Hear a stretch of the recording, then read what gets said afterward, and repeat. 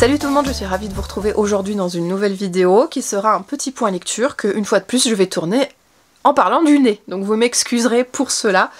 En tout cas, je voulais vous parler dans cette vidéo dédiée un tout petit peu plus au genre thriller de 4 ouvrages et des raisons pour lesquelles je lirai encore ou je ne lirai plus ce genre d'ouvrage, justement. Voilà, donc il y aura du bon et il y aura du un petit peu moins bon dans cette vidéo. Alors je vais commencer par un ouvrage que j'ai énormément aimé et c'est un auteur, je pense que je vais continuer à suivre parce que déjà c'est un auteur que j'ai encore dans ma palle et c'est un auteur notamment que Bullish Bookish, que j'aime énormément, a parlé dans une de ses dernières vidéos, en tout cas dans ses meilleures lectures de l'année. Et donc l'ouvrage qu'elle a lu me titille beaucoup aussi, donc voilà, c'est un auteur que je continuerai à découvrir, que j'ai très envie de découvrir. Et il s'agit de Patrick Sénécal avec Le Vide, donc ici aux éditions Fleuve Noir. Alors j'ai bouffé ce petit bébé de 700 pages pendant la tempête que nous avons subie en Bretagne début novembre, et je l'ai littéralement dévoré. Alors dans Le Vide de Patrick Sénécal, on est dans un roman aux chapitres qui sont un peu alternés, qui sont un petit peu dans le désordre, pour justement vous faire tenir en haleine, en suspense, avec cette histoire. On va suivre un milliardaire qui abandonne son siège en tant que PDG d'une grande multinationale pour consacrer son argent et tout son temps à une nouvelle émission de télévision qui va paraître au Canada, enfin là on est déjà dans la saison 2, et qui s'appelle Le Vide, donc The Void, dans laquelle il promet à des personnes qui suivent en fait dans tout le pays des présélections, offrir la plus belle expérience de leur vie, ou en tout cas de réaliser leurs rêves. Donc ça peut être par exemple de vous venger de votre patron, ça peut être d'effectuer un vol en parachute, ça peut être de faire un concert de rock dans un grand stade, enfin voilà. Tout ce que vous désirez, il pourra vous l'offrir en gros dans la mesure du possible et dans la légalité bien sûr.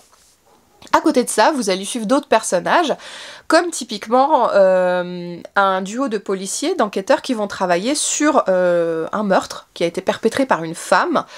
Celle-ci s'en est prise à son ex-compagnon et à ses 2 bébés qu'il a eu d'une nouvelle relation, donc vraiment pour se venger.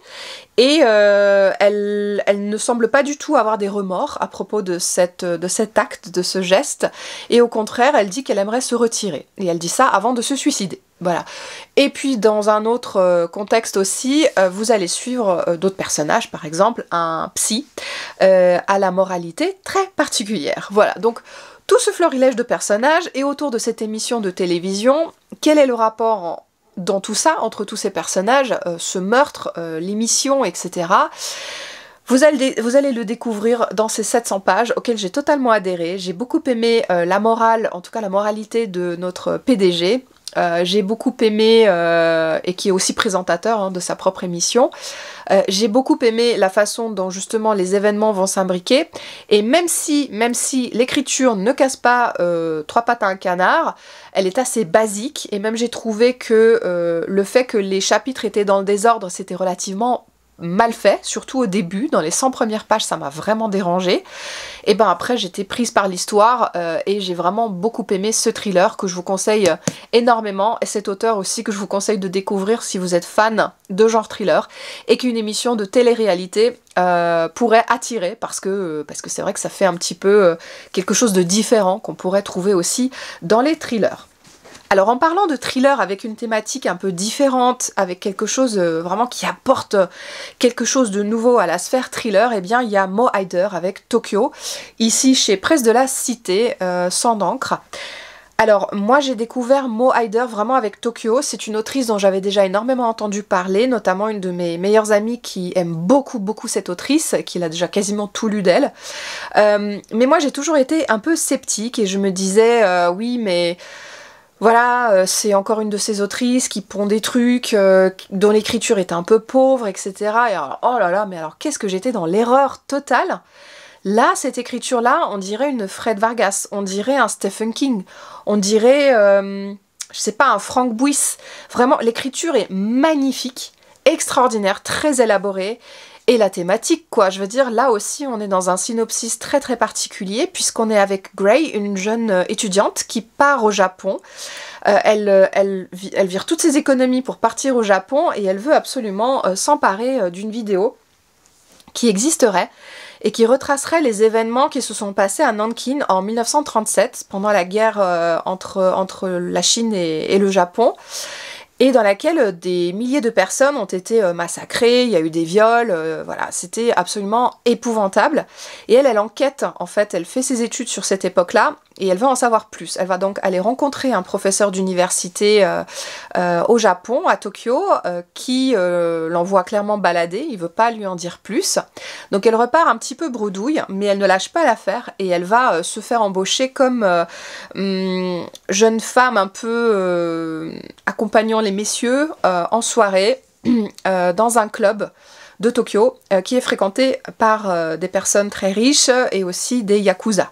Donc elle va faire des rencontres un petit peu dangereuses, et il est question d'un pacte qu'elle va sceller avec justement ce monsieur, cet universitaire, par la suite. Alors ça a été absolument passionnant déjà pour en découvrir plus sur cette période de l'histoire sanglante et à travers des chapitres flashback, vous allez en savoir un petit peu plus. On est donc dans un thriller basé sur des faits réels, mené d'une plume de maître. J'ai adoré lire Tokyo.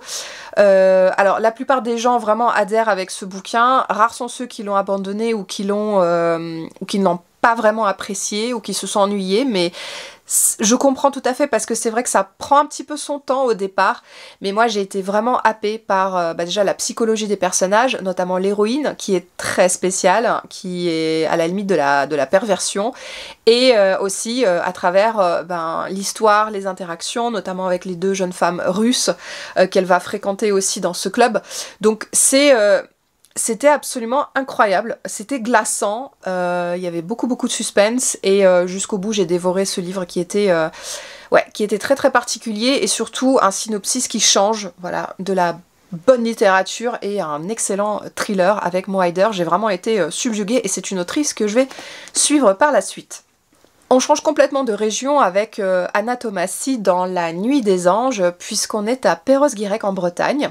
Ce livre est paru aux éditions Prélude. On est ici avec une femme qui est en instance de divorce et qui décide de prendre quelques jours de bol d'air frais en Bretagne, dans sa maison natale, sa maison familiale, dans laquelle vivent toujours ses parents. Et elle n'a pas vu ses parents depuis des années, le petit garçon ne les a pas vus tout court, je crois. Et en fait, elle décide d'y aller parce qu'il y a l'enterrement d'un de ses camarades de classe qui s'est tué à moto. Ce sera l'occasion pour elle de revoir des personnes de cette région, de revoir peut-être son ex-petit copain, et ce sera le cas, son premier amour de jeunesse, ainsi que d'autres camarades de classe, donc, et ses parents. Donc c'est pour elle l'occasion de renouer un petit peu avec la région aussi, de souffler et d'accompagner son enfant qui est autiste, puisque le petit garçon est très étrange, il observe les gens, il est assez énigmatique, ce garçon. Il est très attiré par la couleur rouge, il enregistre les numéros, les réactions des personnes, bref, il est très très très observateur, ce jeune homme, ce garçon. Et donc on va être dans cette campagne. Alors elle retrouve effectivement son amour de jeunesse, qui a été flic pendant un temps. Et en fait, il est obsédé par le fait de retrouver sa petite sœur qui a été kidnappée, qui est restée introuvable à peu près de cette époque-là, quand ils étaient encore à l'école, et qui ne s'en est jamais remis. Et là, quand la jeune femme arrive à Perros-Guirec, eh bien, une nouvelle disparition d'enfant a lieu. Voilà, une petite fille. Donc il va y avoir enquête. C'est un thriller un peu domestique, vraiment à suspense, et surtout très atmosphérique, puisqu'on est dans une Bretagne très chaude, c'est pendant la canicule, mais en même temps c'est très noir, c'est... comment dire, c'est extrêmement tendu, il y a un gros côté très mélancolique. J'ai retrouvé un petit peu cette atmosphère de Connemara, par exemple, de Nicolas Mathieu, si vous l'avez lu, avec cette nostalgie de l'adolescence, des jours d'antan, quelque chose qui vous fait vraiment retourner dans le passé, et ça, Anna Tomassi l'a fait avec brio. L'écriture est restée très simple, ceci dit, mais on sent qu'elle a énormément travaillé sur l'ouvrage, puisque les chapitres sont courts, mais toute la structure du texte est très très bien organisée, tout le roman est très bien organisé.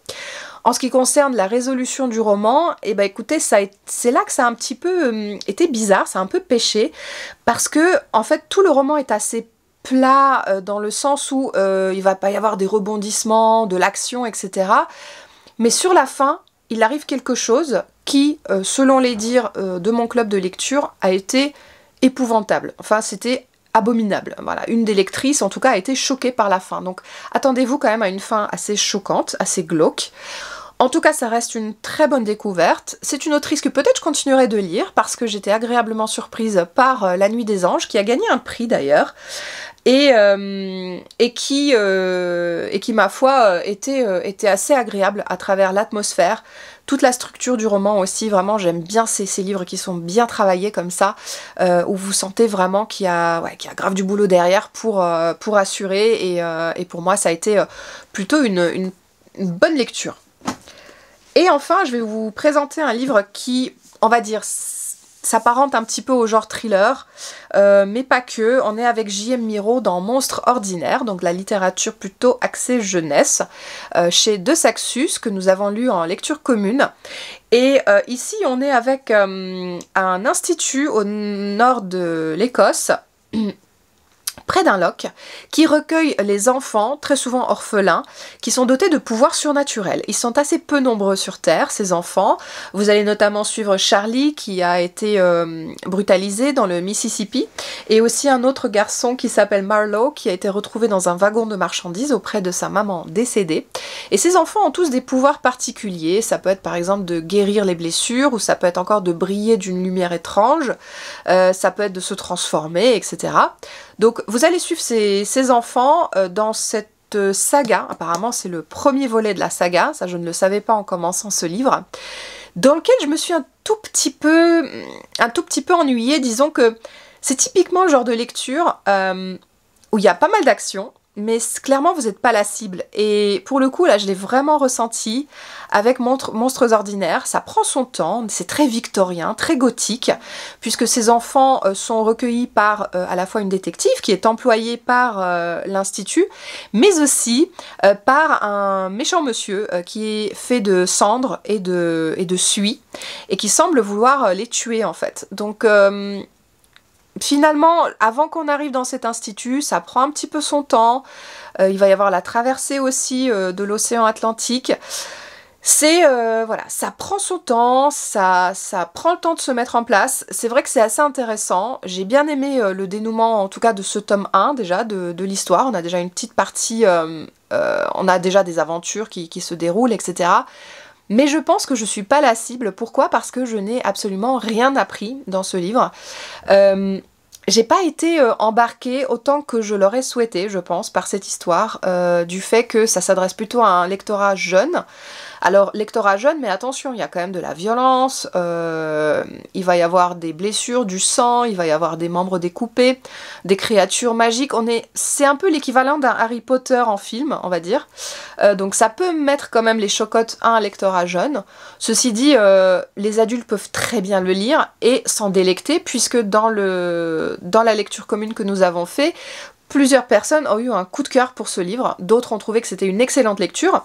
Pour ma part, j'ai trouvé que c'était une bonne lecture, mais ce n'est plus vraiment le genre de bouquin vers lesquels j'ai envie de tendre, et en cela, il m'a un tout petit peu déçue. J'hésite carrément à suivre la saga. Je ne sais pas si je vais continuer à lire ça parce que j'ai énormément de choses à lire, et comme je vous disais dans ma précédente vidéo de mes objectifs de 2024, j'ai envie d'apprendre davantage de choses dans mes lectures. Pour un lectorat jeune, ce sera le cas. Je pense notamment à ce chapitre qui se passe au Japon, où il y a énormément de vocabulaire, on parle de la culture nippone, etc. Ça peut être super intéressant pour un lectorat jeune, mais moi en l'occurrence, j'ai rien appris. Et c'est ça un petit peu qui a pêché pour moi dans Monstres ordinaires. Je vous le conseille quand même énormément. Si vous aimez les ambiances gothiques, Dark Academia, les romans qui se passent à l'époque victorienne, si vous aimez Harry Potter, clairement, je veux dire, ce livre ne peut que vous plaire. Et en plus, il est remarquablement bien écrit, et ça j'ai quand même apprécié, soulignons-le. Chez De Saxus, j'ai vu énormément de livres très mal traduits, avec vraiment des phrases qui piquent, et là pas du tout, c'était admirablement bien traduit et écrit, donc pour moi ça a été plutôt une très bonne découverte de ce côté-là. Donc j'ignore encore si je lirai la suite, ça va peut-être dépendre un petit peu de la couverture, parce que c'est vrai qu'elles sont très très jolies quand même. disons-le. Mais voilà, pour moi il m'a manqué clairement quelque chose pour que ce soit une excellente lecture. Voilà. Et bah écoutez, c'en est tout pour cette vidéo. Je crois que le jour est en train de décliner, donc je vais m'arrêter là pour les tournages. En tout cas, j'étais ravie de vous parler de ces lectures. Dites-moi s'il y en a certaines qui vous tentent, si vous avez déjà lu du Patrick Sénécal et quelle a été votre meilleure lecture de lui. Idem pour Mo Hayder. Et bien sûr, dites-moi si vous aussi, dans la littérature jeunesse Young Adult qui paraît en ce moment dans ces très belles éditions, si vous trouvez que du côté du contenu, c'est pas toujours ça quoi. Et ben, n'hésitez pas à commenter en dessous de cette vidéo et de me dire ce que vous en pensez. Ça me ferait extrêmement plaisir d'échanger avec vous. Je vous embrasse fort et je vous dis à une prochaine vidéo. Ciao!